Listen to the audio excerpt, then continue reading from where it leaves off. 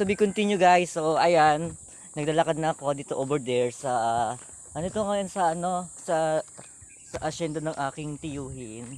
Ayan, hanggang dito oh. Ayun oh. Kung nakikita niyo guys, masaya siya. Ayun.